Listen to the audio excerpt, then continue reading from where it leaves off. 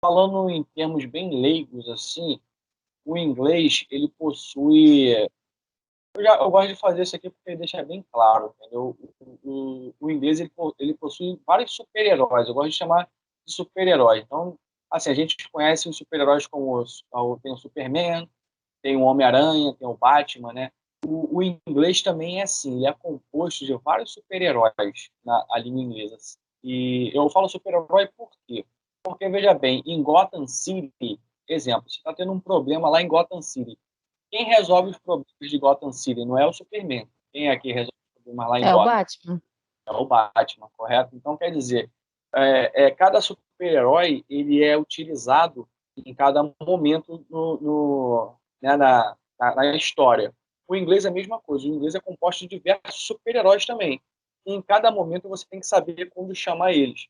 Sendo que diferente, né, agora falando, né, em termos técnicos, o inglês a gente chama de verbos auxiliares, que funciona como se fossem esses super-heróis. Então, quer dizer, para cada frase que você cria em inglês, você tem que saber a hora certa de chamar esse super-herói, que no caso é um verbo auxiliar. Então, exemplo, uma frase no passado, nós utilizamos um super-herói, né, um verbo auxiliar que se chama did. Né, ele é utilizado, é um verbo auxiliar para construir frases no passado. Assim como nós temos também o do e o does, que são verbos auxiliares para construir no presente. Entendeu? Nós temos também o auxiliar will, que é para a frase no futuro. Então, quer dizer, o inglês ele é composto desses super-heróis. E você tem que saber a hora de chamar cada um deles. E é exatamente isso que você aprende pela apostila, entendeu? Você aprende a usar esses super-heróis um a um. No começo, você conhece o super-herói, no caso, que é o do, né? O verbo auxiliar do. Você começa a aprender a falar I don't like to speak português. I don't study French. Então você começa aprendendo o do, que é o primeiro auxiliar, no caso, o primeiro super-herói que vocês conhecem, entendeu? Aí depois, lá na lição 15 de 16, é apresentado para vocês um outro super-herói, que é o Duz, que é como se fosse Batman e Robin, do e Duz, né? Eles andam juntos, sendo que cada um trabalha da sua forma ali, no presente, né? O Duz já é um super-herói que você utiliza com outros auxiliares, e aí você vai aprendendo. A apostila vai te ensinar isso aos pouquinhos, entendeu? Então, Sim.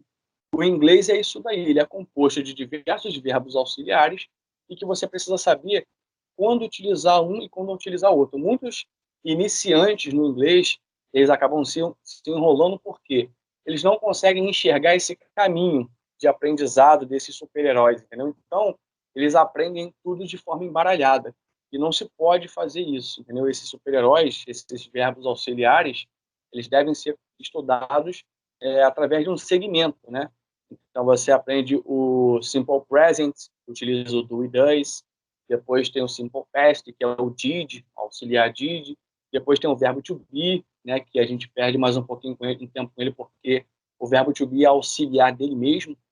Ele não utiliza auxiliar, ele é dele mesmo.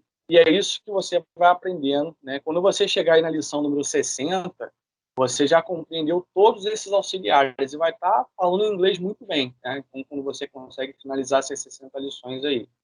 Então, é isso que você vai ter aí, com certeza, estudando por essa apostila. Vai ter um crescimento muito grande aí de conhecimento, pode ter certeza, entendeu?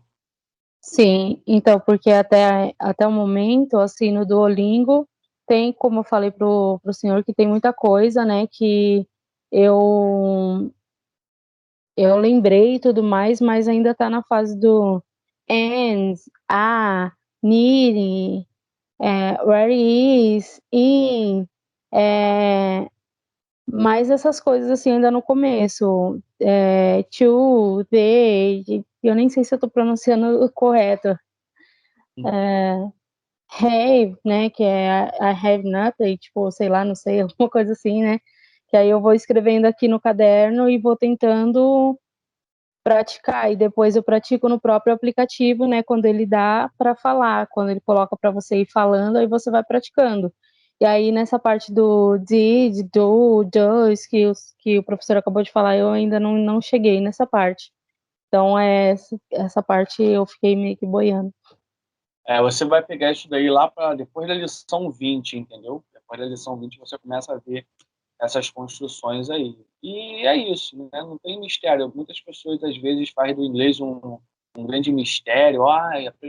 Mas aprender inglês é a coisa mais simples que tem, mas você precisa saber por onde você está aprendendo, porque tem certas coisas que vai fazer você demorar mais a aprender, né? Então, você tendo um material de qualidade, um suporte, e alguém explicando ali, te corrigindo, com certeza vai deslanchar bem rápido. Entendeu?